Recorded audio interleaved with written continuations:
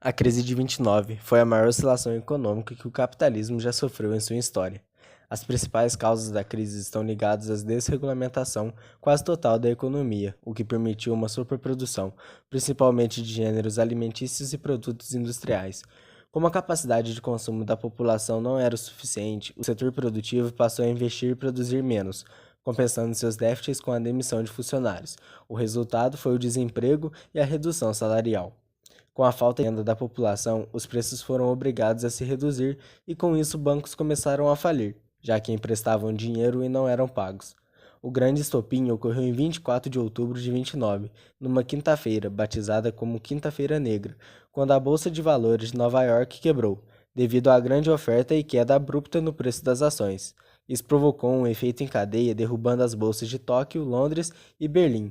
O prejuízo foi milionário e sem precedentes históricos, crise que durou até o início da Segunda Guerra Mundial.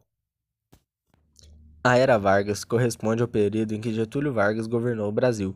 Getúlio foi um advogado e político brasileiro, líder civil da Revolução de 1930, que possuía a República Velha.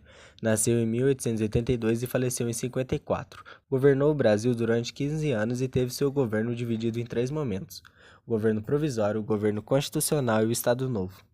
O governo provisório caracterizou-se pelo início no processo de centralização do poder, pela eliminação dos órgãos legislativos e pela criação de novos ministérios. Após a Revolta Paulista de 1932, Getúlio apresentou a nova Carta Magna, na qual sancionou importantes atributos políticos, como o voto secreto e o voto feminino. O governo constitucional é marcado por uma série de revoltas dentro de instituições militares, atribuídas aos comunistas, levando Getúlio a proclamar em 37. Outra tentativa de golpe comunista, conhecido como Plano Cohen, onde é forjada uma tentativa comunista considerada a revolta derradeira contra o governo. Isso motivou o presidente a anular a Constituição de 34 e dissolver o poder legislativo.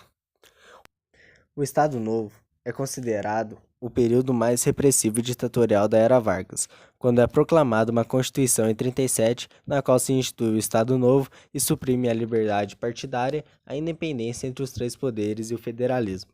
Ademais, a partir de novembro de 37, Vargas impôs a censura aos meios de comunicação, como um modo de fiscalizar os meios de comunicação e impedir a mídia de divulgar uma imagem negativa do governo. No dia 29 de outubro de 45, Getúlio foi deposto por um golpe militar, sendo conduzido ao exílio na sua cidade natal.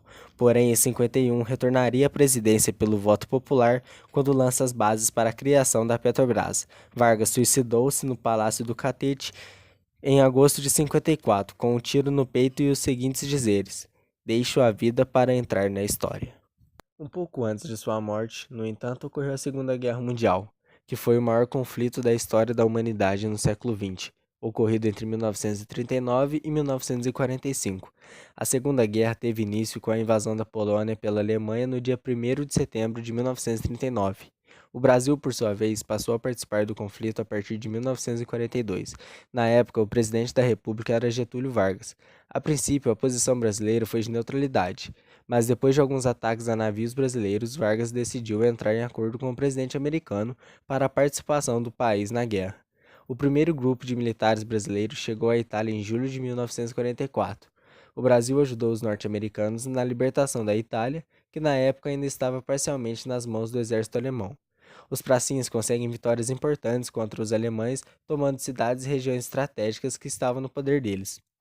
A ação dos pracinhas não foi fácil por vários motivos.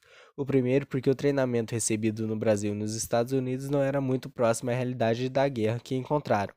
Os soldados também não estavam acostumados com o clima e nem a lutar em lugares montanhosos. Só na Batalha do Monte Castelo, por exemplo, houve mais de 400 baixas entre os brasileiros. Com o fim da Segunda Guerra Mundial em 1945, a FEB foi desfeita em 1946. A segunda geração do modernismo, chamada Geração de 30, foi marcada pela consolidação dos ideais modernistas, apresentados na Semana de 22. A publicação Alguma Poesia de Carlos Drummond de Andrade marcou o início da intensa produção literária poética desse período. As principais características dessa fase foram influência do realismo e romantismo, nacionalismo e regionalismo, realidade social, cultura, valorização da cultura brasileira, influência da psicanálise de Freud, temática cotidiana e linguagem coloquial e uso de versos livres e brancos. Os principais autores e obras foram José Américo de Almeida, com A Bagaceira, Graciliano Ramos, com Vidas Secas, Jorge Amado, com as obras O País do Carnaval, Cacau e Capitães de Areia, Raquel de Queiroz, com O 15, José Lins do Rego, com Menino de Engenho, Carlos Drummond de Andrade, com Alguma Poesia, entre outros.